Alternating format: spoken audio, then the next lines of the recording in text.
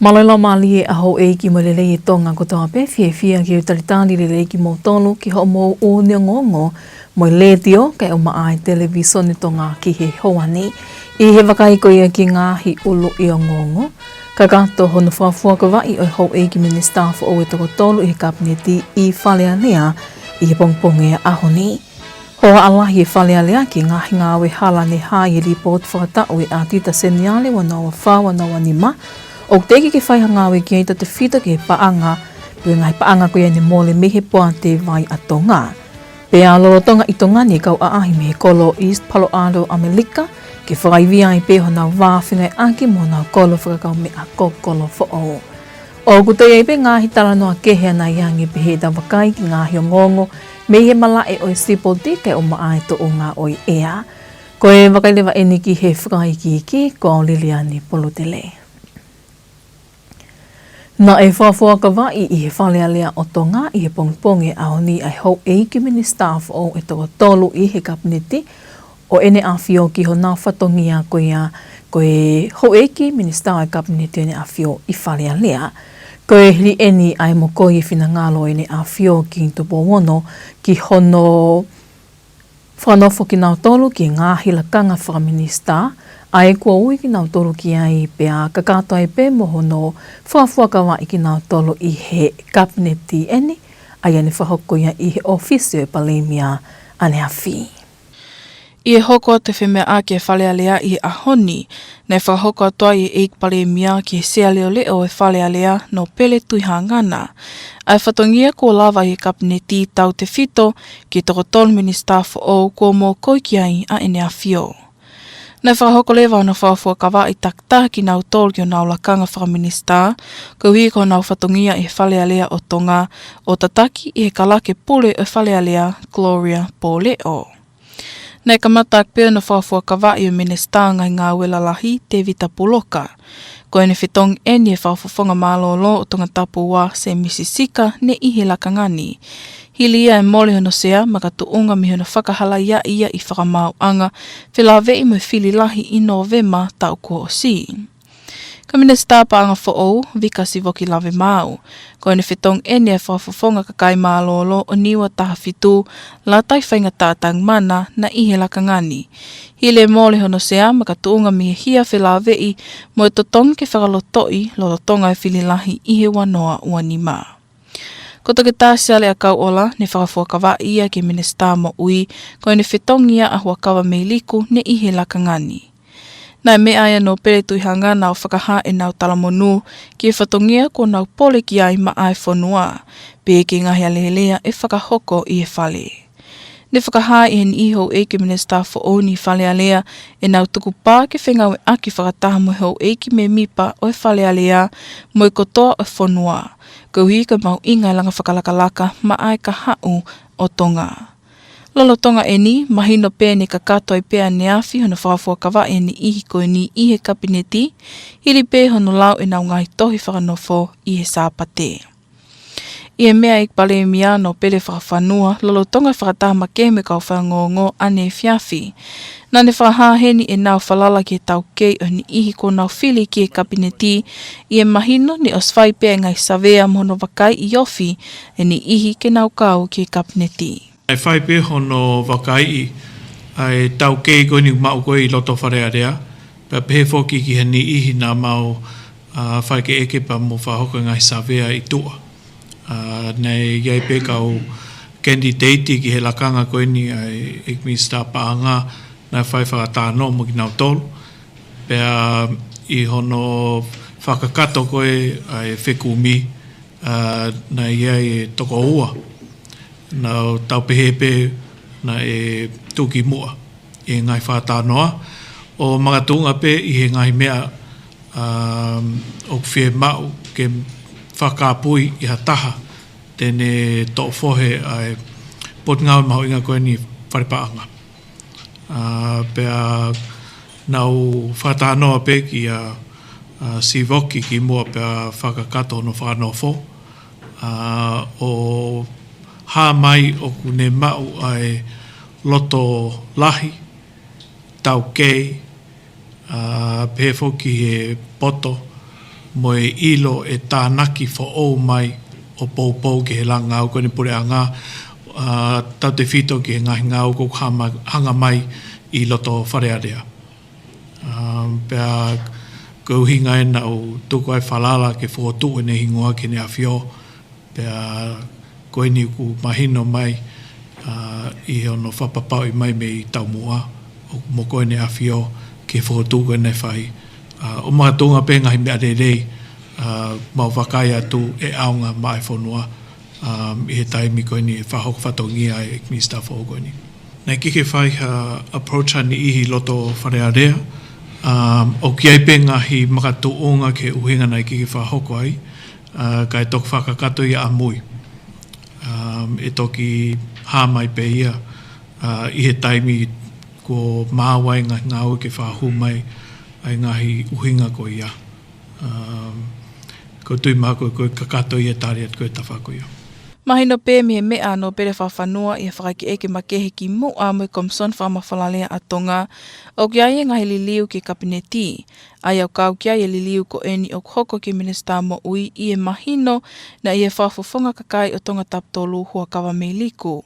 Ka na ane mea lolotonga e whakataha makehe ane afi o te eki mau maali e ngai liliu i e kabineti o kau ki ai e toko taha ke ne tata ke pot ngau e taki mamata.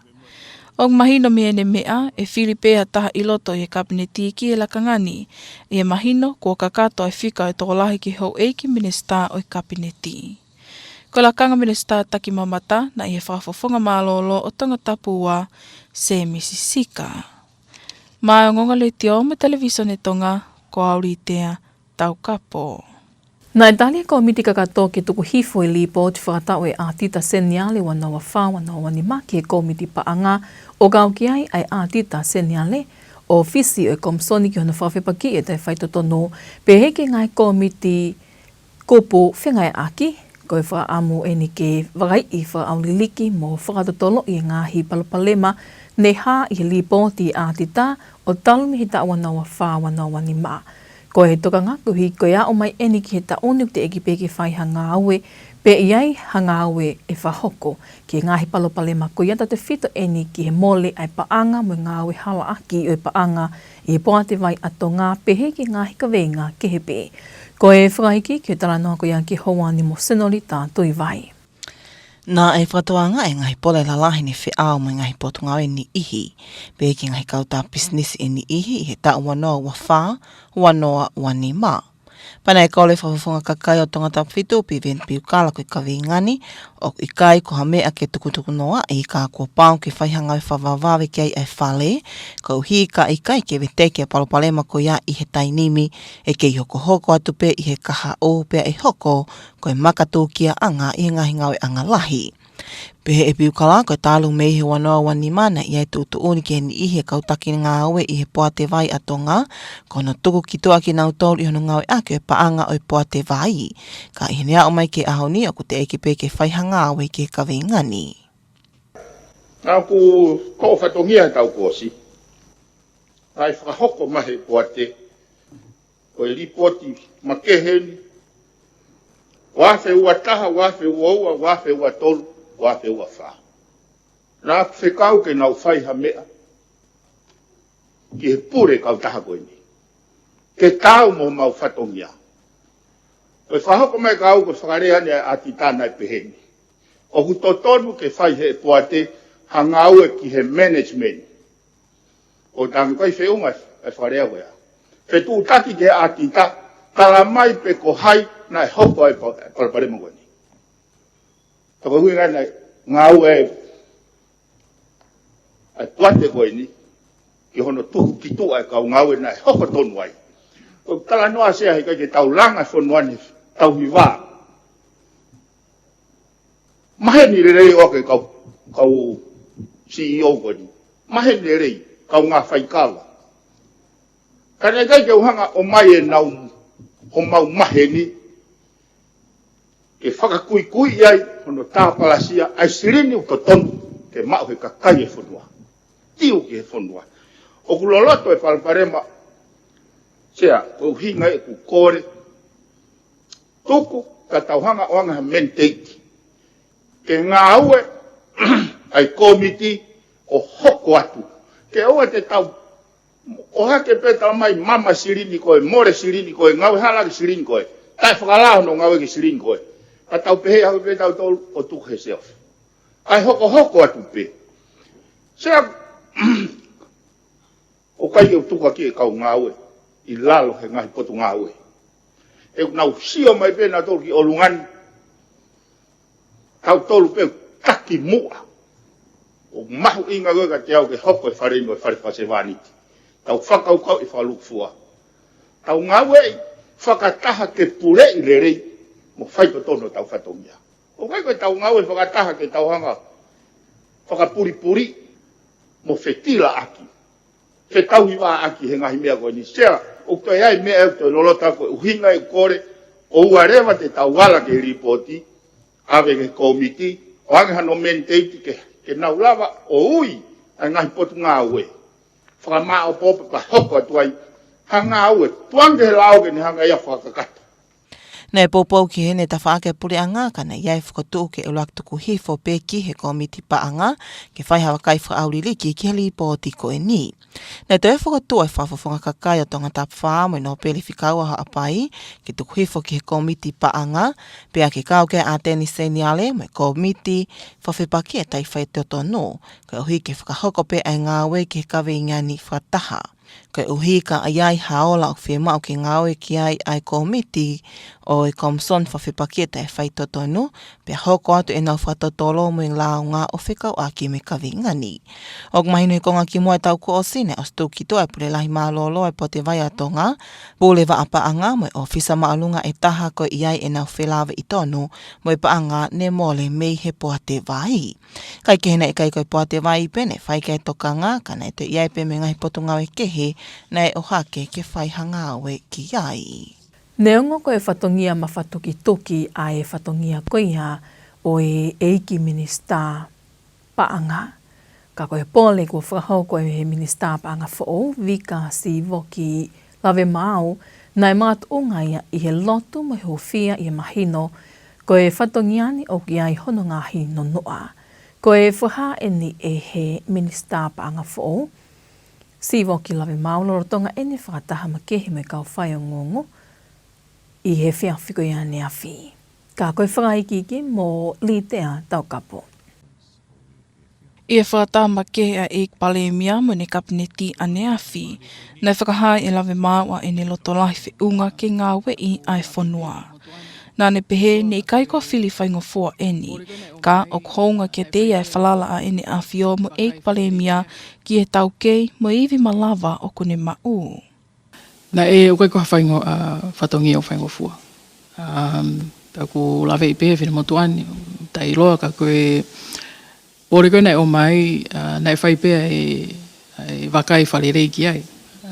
Ange pe ko o iloi, koe tō taha ngā ue se wanite si vire penia e pure anga. Pea na e talo pea hue whina motuani ke poni ngai pa anga tau ene tānima. Pea o whai pea e si o whalerei pe, ki he ngahi lerei pia mo e ngahi nunua e malawa ke hoko e lakanga whatongia koe ni. Le whai pe lot mo hufia ki ai. Koe mea mau inga ai, ne whai tuku ki e tō tahago, ne whai ngai whina ngāru ea. E na e kia te au, ne pe ngahi mea mau inga nau whai kei wakai, ua ki pe, e whamiri. Tō tān whaka have a very young family. Pe hange ko lau, oku whemau ke mai e ngahi whakaukau me he tawhaaki o e tō tūpū, tawhaaki e ka e whewhine, ke pēwhoki ki he kaha o e whanua.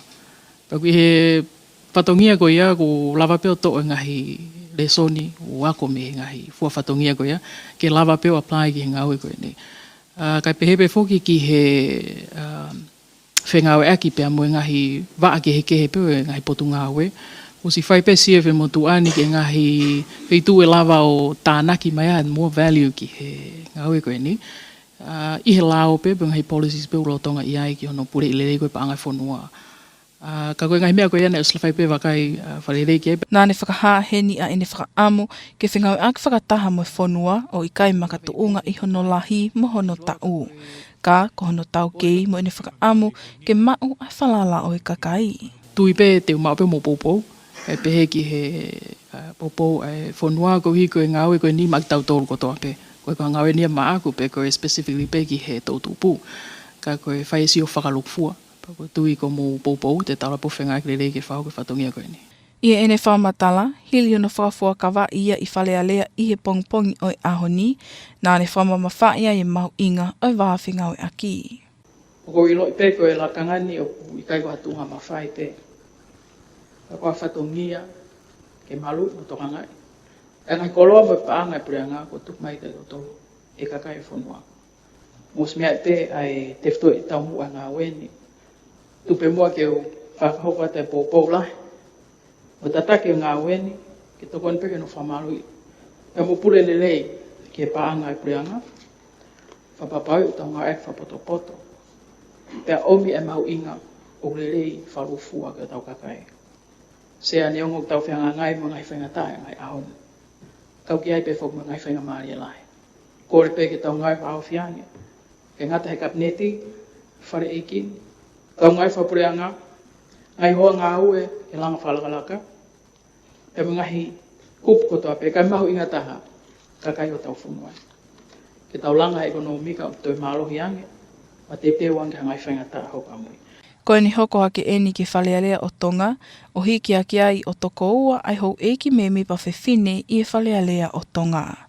Ko tuku hake ai ngai tala mono mi he kakai toko lahi i mi tia wha sosiale ki e la kanga mahu inga ko hili whaki ki hono uma. Mo e whiwhia ai toko lahi, koe uhika ngai whainga maali o malawa ke mau e he kakai whiwhine. Tau te whito ki ono oangi ke kakai whiwhine ai whainga maali e tatau o ko mau e he kakai tangata. Mai o ngonga le teo me televisione Tonga, ko auritea tau kapo. O gulorodonga i Tonga ni pule kolo o East Palo Alto, California, Amerika mo ni kau Moimoi folau. Koe konga e nau whenga ke whakaivia mo whalakalaka o na wāwhinga aki waofi mo nau kolo whakakau mea ko ia ko kolo whao.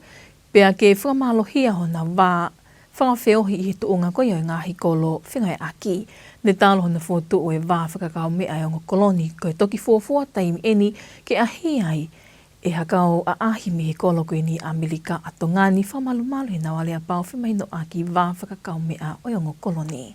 Lolo tonga e nau i Tongani na e tartalelea ki nau tole e ki palemia no pele whawhanua i e office palemia a neafi.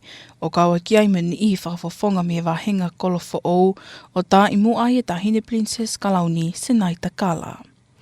Nai makatuunga o na whakotu ho na wāwhinga o aki, kau hika whakai waha ne whiao mo Tongani i he pā ai mo ngāwhi hunga tonga hunga haapai o haki ai ai peau kula.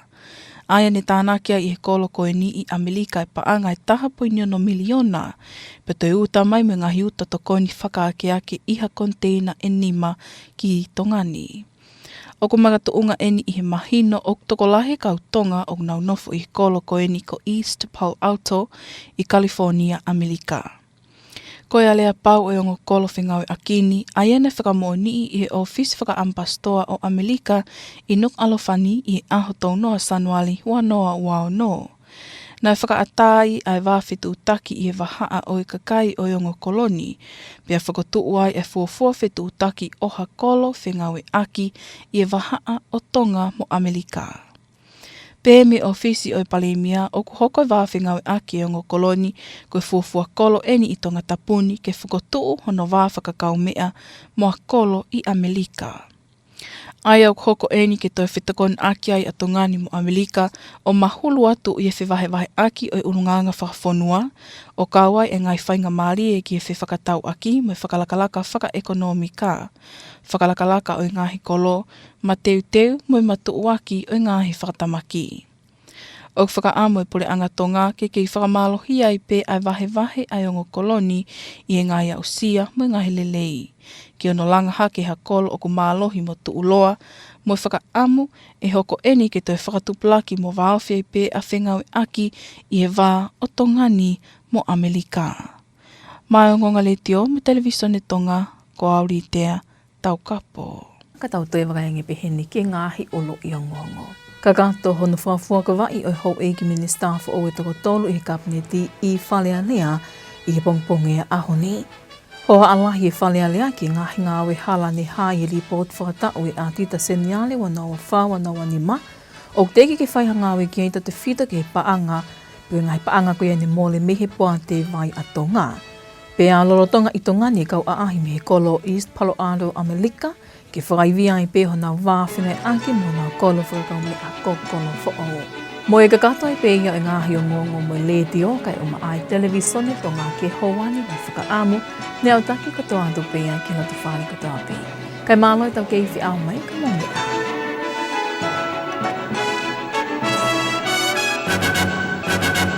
Good evening and welcome to your English news package with radio and television Tonga news for tonight.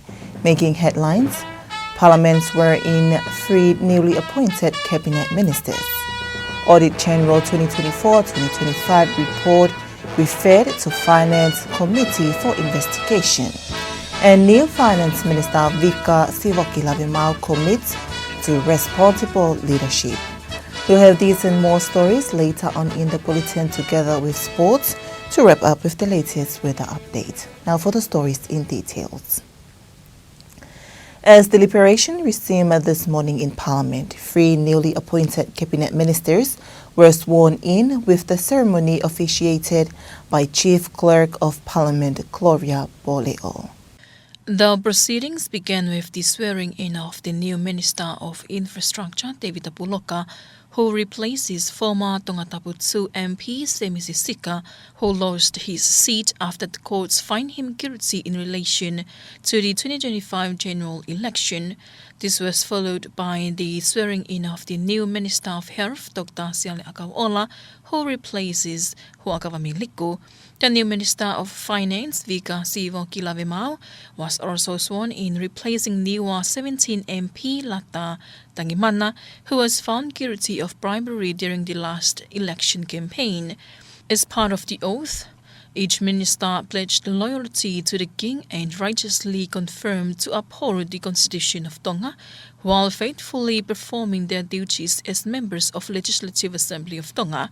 The acting Speaker of Parliament, Lord Tuihangana, warmly welcomed the ministers to the House and congratulated them on their new roles. The 3 newly appointed ministers pledged to do their best in carrying out their duties. The appointments mark the ministers' formal commencement in their respective portfolios, as well as their responsibilities as members of Cabinet and Parliament. The swearing-in ceremony in Parliament follows their formal swearing-in as cabinet ministers and into their respective offices yesterday at the Prime Minister's office.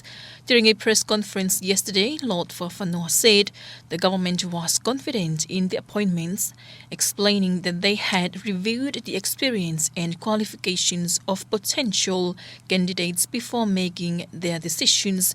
He said they considered the experience available within Parliament, while also interviewing and accessing candidates from outside Parliament in order to identify the most suitable people for the 3 ministerial portfolios. Regarding the finance portfolio, Lord Fafanoa said there were several candidates considered for the position. However, following his interview with Sivokilavimau prior to her appointment, he said he witnessed her strong determination and confidence, as well as the experience, skills and knowledge she could bring to support the government's work. Despite reviewing the experience of potential candidates, he said there were members within Parliament whom they did not approach for various reasons. The appointments form part of a reshuffle of ministerial portfolios, including the health portfolio, which was previously held by Huakavami Liku and is now overseen by Dr. Siale Akauola. The tourism portfolio remains the only ministerial portfolio yet to be filled. Lord Fafanoa said an announcement on the appointment would be made later. The tourism portfolio was previously held by former Tongatapu MP Semisi Sika.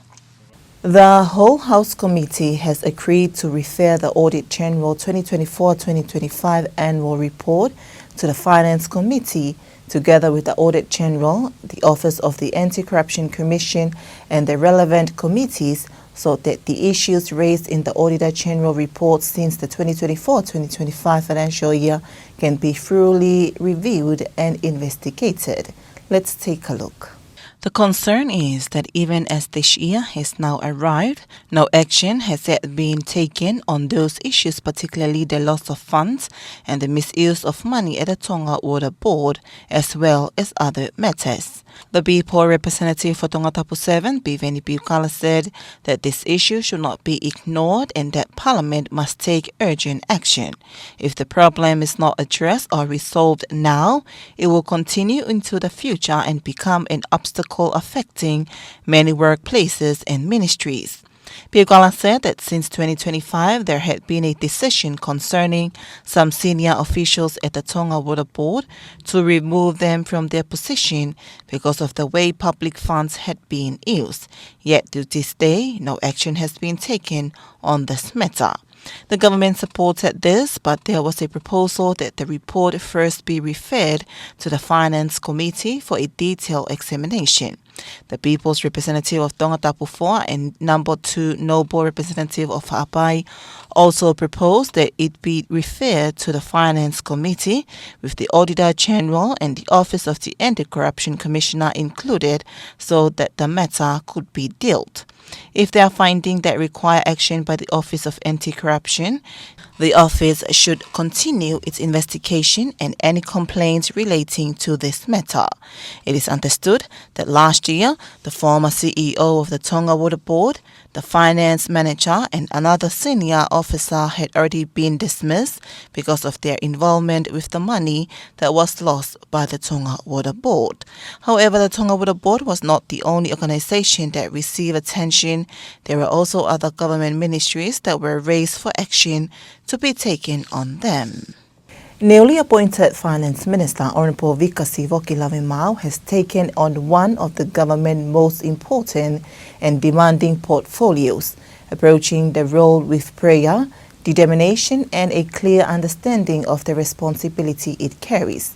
The new Finance Minister is now focused on carrying out her responsibilities and diligence, sound judgment and a strong commitment to the country. Liliane Polutele with more on that story. During a press conference with the Prime Minister yesterday, Lavimau expressed her strong commitment to carrying out the important responsibilities entrusted to her. She has served the Finance Ministry for 15 years. She says it was not an easy decision to make, but she was grateful for the trust placed upon her by His Majesty, the King and the Prime Minister, based on her experience and capabilities. As such, she looked forward to working together with the government and the people of Tonga. Following her swearing in at the Legislative Assembly this morning, she spoke of the importance of good governance and making informed decisions, especially in managing public funds for the benefit of the nation. Lavimau expressed her hope for a closer cooperation among cabinet ministers, the Legislative Assembly of Tonga, public servants, development partners and the people of Tonga to build a stronger economy capable of facing future challenges. Her enter Parliament bringing the total number of women inside Parliament currently to 2 members.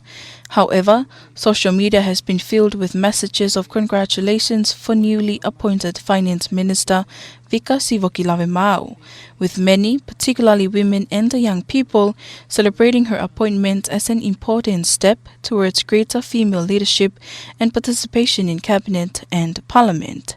Many also highlighted the importance of ensuring women are given equal opportunities to those available to men. Reporting for Radio and Television Tongan News, I'm Litea Taukapo. And the Prime Minister Lord Fafanua welcomed Mayor Webster Lincoln of East Palo Alto, California, and his delegation yesterday during a courtesy call that highlighted the growing relationship between the East Palo Alto and Kolofo district. The meeting brought together representatives from the city of East Palo Alto and Kolofo, including Her Royal Highness Crown Princess Sinai Takala, as the two communities continue to strengthen their historic sister city relationship. The partnership was formally established in January 2026, but the connection between the two communities began during a time of crisis. Following the devastating Hunga Tonga Hunga Ha'apai volcanic eruption and tsunami in 2022, the East Palo Alto community mobilized support for Tonga, sending 5 containers of essential aid and resources to assist communities affected by the disaster. The grassroots connection was later formalized through the signing of the Sister City Agreement at the U.S. Embassy in Nuku'alofa on January this year, establishing the first Sister City partnership between Tonga and the United States. The partnership provides a platform for cooperation beyond cultural exchange, with opportunities to collaborate in areas including trade and economic development, urban development, and disaster resilience. Both communities will have opportunities to share experiences, knowledge, and best practices aimed at building stronger, more resilient, and safer communities. The government of Tonga welcomed the continued strengthening of the people-to-people relationship between Kolofo'o and East Palo Alto, recognizing the partnership as an important opportunity to deepen ties between the two communities. The growing relationship also contributes to the enduring friendship and closer connections between Tonga and the United States. Reporting for Radio and Television Tonga News, I'm Litea Taukapo. But before we part, here one's final look at tonight's top stories. Parliaments were in 3 newly appointed cabinet ministers. Audit General 2024-2025 report referred to Finance Committee for investigation. And new Finance Minister Vika Sivokilavimau commits to responsible leadership. And that's it for tonight. Thank you for your company. Good evening.